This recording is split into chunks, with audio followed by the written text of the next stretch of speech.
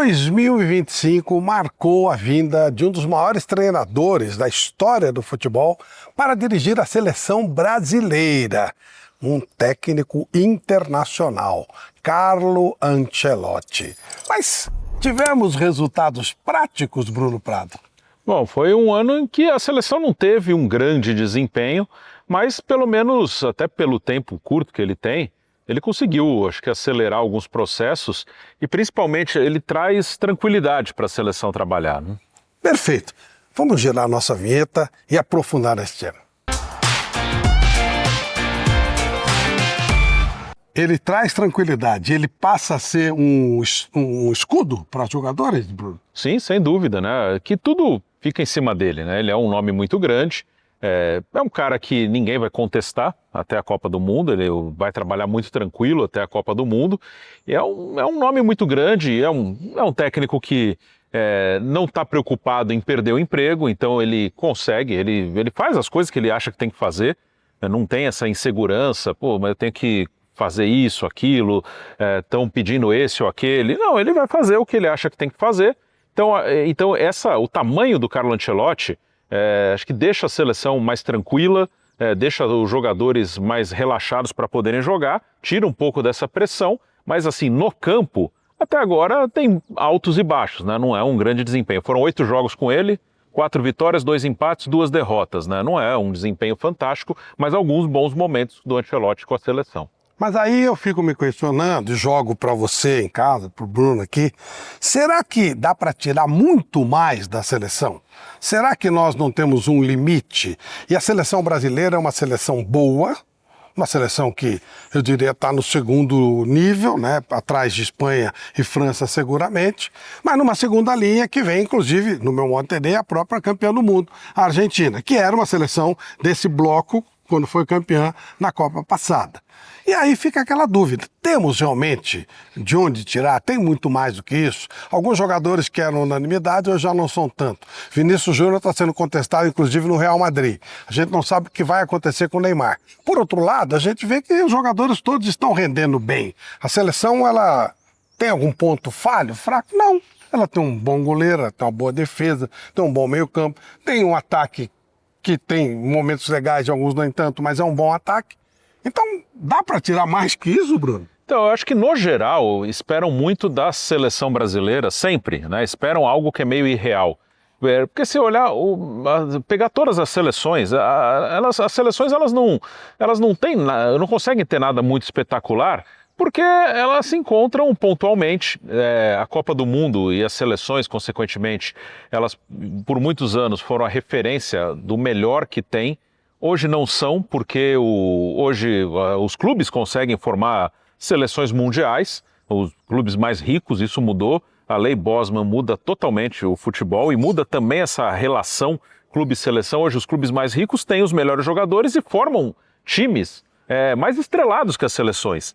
Mas ainda acho que fica aquela lembrança, não, a elite, o jogo melhor que a gente tem é uma seleção na Copa do Mundo. E aí quando é a seleção brasileira, que é a maior campeã, a exigência é muito grande. Então acho que às vezes esperam coisas irreais das seleções, porque todas oscilam como o Brasil, todas.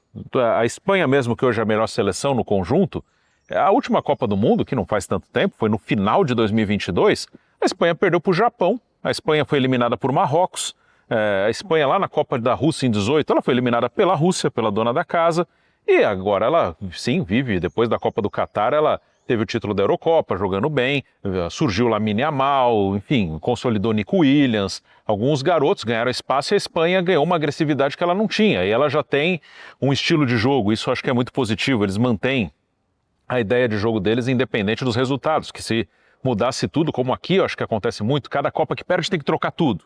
A Espanha já teria trocado tudo lá em 2014, quando saiu na primeira fase da Copa, tomando 5 da Holanda, inclusive, no primeiro jogo.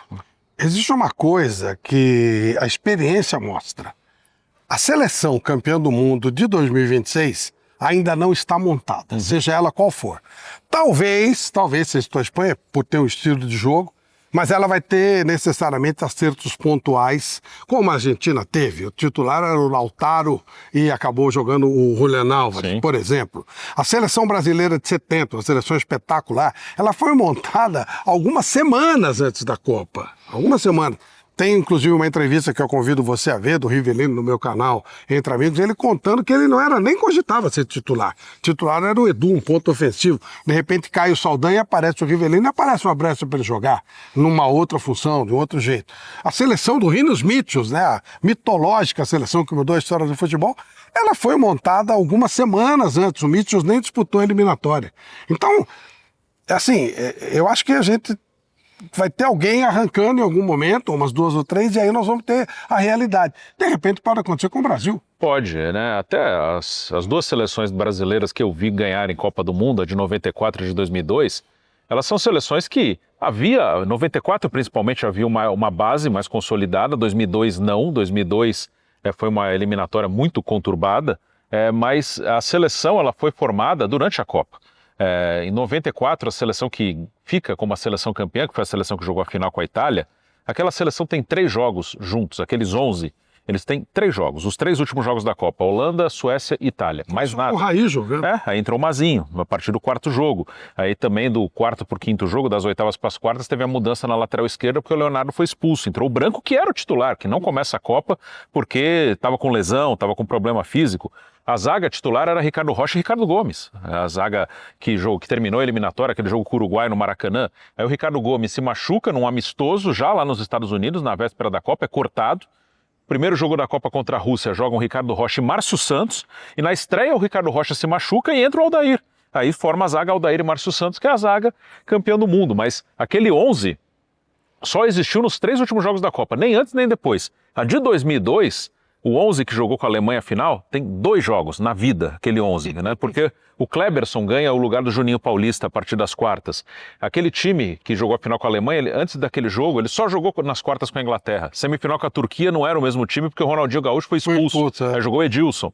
Então aquele time que é o time do Penta, que todo mundo vai lembrar, Marcos, Lúcio, Edmilson, Roque Júnior, Cafu, Roberto Carlos, Gilberto Silva, Kleberson, Ronaldinho Gaúcho, Rivaldo e Ronaldo.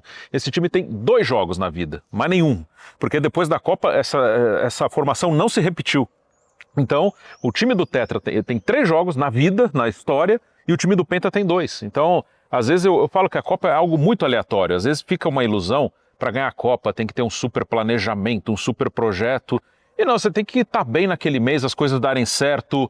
2002, Brasil deu certo, encaixou, mas também aconteceram coisas que foram ajudando. A Argentina cai na primeira fase, França cai, vai limpando o caminho, Coreia do Sul, aí tem a polêmica da arbitragem, mas ela tira Itália, tira Espanha, vai limpando o caminho. Então, isso é normal no mata-mata, não é tirar mérito de ninguém. Qualquer competição de mata-mata tem esse tipo de coisa. O Filipão com 3 zagueiros é um negócio assim que... É que ele nunca jogou a vida inteira. Nunca. Então, pessoal... Ronaldo mesmo, hoje é fácil falar do Ronaldo, mas foi uma aposta. Foi muito difícil. Ficou 2 anos parado. Olha, 2026 está aí, né? E não custa ser otimista. Você que gosta da seleção brasileira, tem muita gente que já nem liga mais. Mas você que gosta, não custa ser otimista. As coisas ainda vão mudar. Se a Copa fosse hoje... Aí ganhar da Espanha e da França era um pouco demais. Mas até o meio do ano tem muita coisa pela frente e cá entre nós, né? Já dá para encarar bem Marrocos, Haiti, Escócia. Então, sem dúvida. A primeira fase acho que passou numa boa. E eu não acho que pega individualmente a seleção brasileira, eu acho que não deve nada para ninguém. Individualmente, talento, não deve nada para ninguém. O treinador também não. Não, menos ainda. E tem um time base montado. Exato. Dá para dizer que ele já tem um time base. Dá para... não acho que teremos, assim, para o time que vai estrear contra Marrocos, deve ser um time bem parecido com o que jogou aí contra Senegal e Tunísia na última data FIFA. Já que você falou em base, nós precisamos ter uma base de gente inscrita. Tem um monte de gente acompanhando o Futebol Entre os Grandes, comenta com a gente, manda mensagem, mas não se inscreve aí, a gente tem dificuldade. Então inscreva-se no nosso canal, deixe o seu like, compartilhe esse material, converse com a gente, que isso ajuda o nosso projeto a seguir, a ir numa condição mais legal, em ritmo de seleção ajeitada de Copa do Mundo. Inscreva-se no nosso canal, tá certo, Bruno? Sim, inscreva-se no canal, dê o like, compartilhe, divulgue aí para quem gosta de futebol, para quem gosta desse tipo de conteúdo, que sempre tem conteúdo novo aqui no nosso canal e você pode, claro, espalhar para todo mundo que gosta. Isso aí, valeu!